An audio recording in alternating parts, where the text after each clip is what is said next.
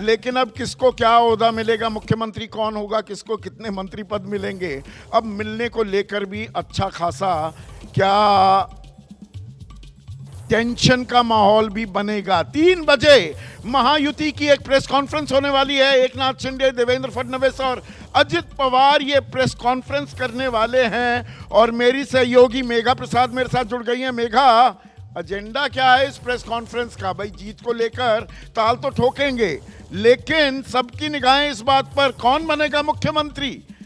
एकनाथ शिंदे ही चलेंगे आगे या देवेंद्र फडणवीस की बारी आ गई?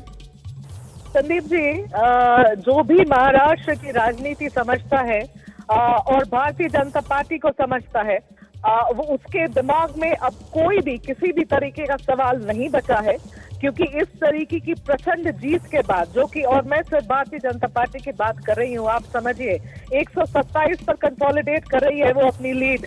अगर वो चाहे तो आज के तारीख में संदीप जी, वो बिना अजीत पवार और बिना एकनाथ शिंदे के खुद के दम पर सरकार बना सकती है। इतने पक्ष उनके पास है, तो इस बारे में बिल्कुल भी कोई क्लैरिटी अब उसकी जरूरत नहीं है। भारतीय जनता पार्टी ने दबे स्वर में पिछले 2 महीने से ये कहा है कि हम अगर हमारी परफॉर्मेंस अच्छी होती है तो चीफ मिनिस्टर हमारा होगा। इसमें एक और गणित है मेघा, जो आप बात कह रही हैं उसी को थोड़ा आगे बढ़ाऊं तो ये 3 पार्टियों का गठबंधन तो है, लेकिन आज की तारीख में अगर यहाँ पर पोस्चरिंग होती है, कुछ तीखापन आने की संभावना, श्रोक आशंका दिखाई देती है, तो बीजेपी एकनाथ शिंदे की शिवसेना या अजित पवार की एनसीपी में से एक को ड्रॉप करने का भी जोखिम अब आसानी से उठा सकती है। दोनों की जरूरत नहीं है।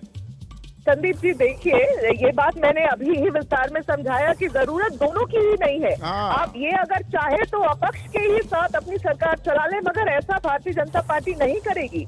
आपको मैं ये बात संदीप ये भी बताऊं, एक अंदर की, मतलब देखिए, ये सारी बातें हम हर वक्त तो नहीं कर सकते हैं, लेकिन ये प्रपोजल अमित शाह जी के पास भेजा गया था आरएसएस के एक वरिष्ठ नेता के द्वारा कि भाई इस बार जिस तरीके की तैयारी है और जो माहौल हम बने हैं, उसके बाद ऐसा अगर किया जाए, क्या किया जाए, शिंदे जी और अजीत पवार जी को छोड़कर अकेले आगे बढ़ा जाए तो बड़ी प्रचंड जीत हमारी होगी।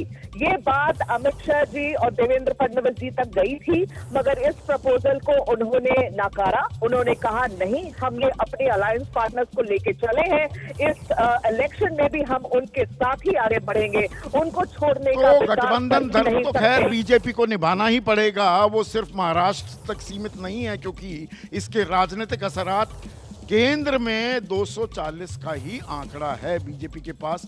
तो गठबंधन धर्म को उस राह से इधर उधर जाते हुए तो बीजेपी नहीं दिख सकती है।